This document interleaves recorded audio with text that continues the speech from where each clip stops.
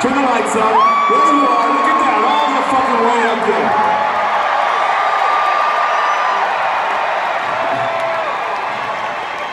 So I just wanted to maybe give you a history lesson, maybe a lesson on some shit not to do or to do, depending on how you see things. But I just wanted to take a second and say, you know, sometimes people say to me, hey, Nikki, man, you know, everything happens for a reason. And I always look at those people and I go, that's fucking bullshit. Shit happens because you make a fucking decision in your life. That's when shit happens.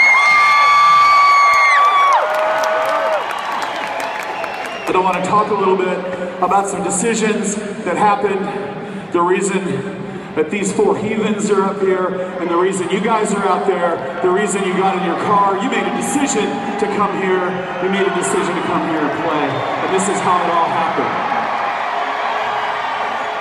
And if anything in this story didn't happen exactly the way I'm telling you, we wouldn't be here, and that's fucking weird. So it was late 1980, early 1981, and I was a struggling musician in Los Angeles, California. And I came to Los Angeles on a Greyhound bus from Jerome, Idaho, 4,000 people. And I had a fucking idea. And all it was is that I wanted to be in a fucking rock and roll band. And I had a band. But something wasn't clicking. And one day at band rehearsal, I made a decision to quit that band. And at that time, I didn't know if it was a good decision or a bad decision.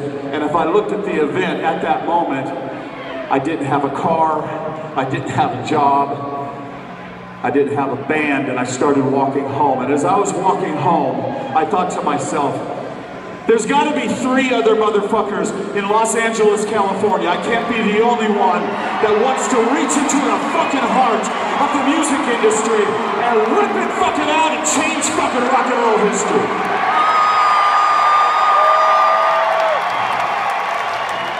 But it seemed like a far fucking cry that that was going to happen in 1980, 81, because it was all about new wave music at the time.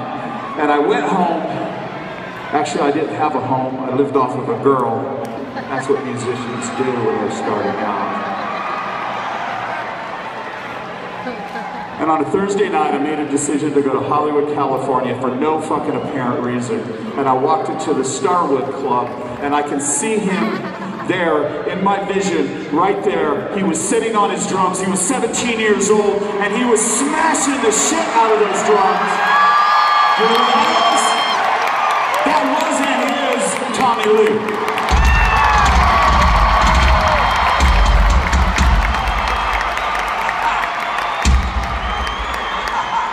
So, what's up? Right? He's fucked up, first of all. I mean, not on anything, he's just fucked up in the head. So, I went backstage, and I sit there and I started talking to Tommy. We sat on the floor. I don't know if you remember this. I bought you 2 beers. I bought myself a rum and coke. And we sit there, and his band was looking at me, and they were thinking, that fucking guy with the weird hair is trying to steal our drummer. And you know what? They were fucking right. And me and Tommy talked about something that night, and I'll never fucking forget it. We talked about how much we loved fucking heavy metal. And something that would become apparently important to Motley Crüe in our history, and how much we love punk rock as well. We talked about how much we love the bands that came out of the 70s, like Queen and Elton John and David Bowie and Aerosmith and Black Sabbath. And as a matter of fact, a sick little motherfucker named Alice Cooper. So me and Tommy set up shop, bass and drums, and we were playing these songs like Live Wire and Too Fast for Love and Merry Go Round and Take Me to the Top.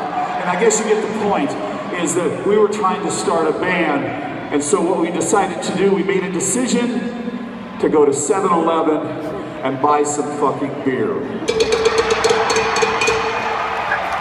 And I'm glad we did, because there was a magazine called the Recycler magazine. We picked it up, and inside of it, it said, loud, rude, aggressive guitar player, only available. Call me if you're serious. My name is Mick.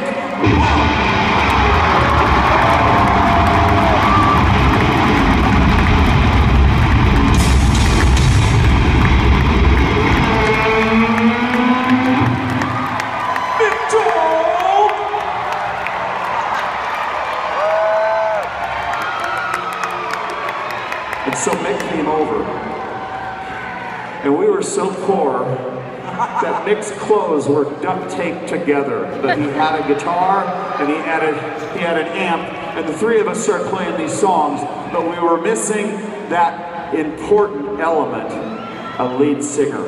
And Tommy said, I know a guy, except for he's in another band. And Mick said, well, let's go check him out, and if he's good, we'll steal him too. So we went on a Tuesday night back to the Starwood, the three of us. We walked in, and there he was, our fucking lead singer, in white leather pants, a white leather jacket, bleached white hair. And he was fucking singing. I've never heard a fucking voice like that ever in my life. We went backstage, and he held out his hand. He goes, I'm Vince Neil. And I said, you want to quit your band? And he said, fuck these guys. Come on, Vinny, where are you, buddy?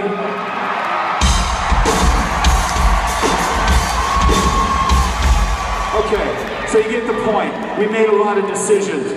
We gathered up $26 to our name. We went to Burbank, California, and we had one fucking chance. We had one day in a rehearsal room, and this is how it went down. I handed Vince the lyrics to Livewire, and he looked at him and he said, I fucking got this. Mick turned on his amp, picked up his guitar, Tommy jumped on the drums, I picked up the bass, and at that fucking exact moment, January 17th, 1981, this motherfucker, Motley Crüe, was born!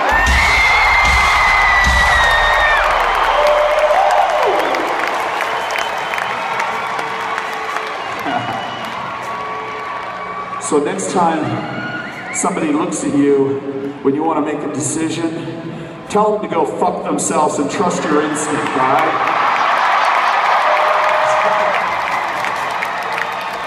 One last thing to say. This is not goodbye for Motley Crüe. This is not farewell, because our music is gonna haunt you till the fucking day you die, all right?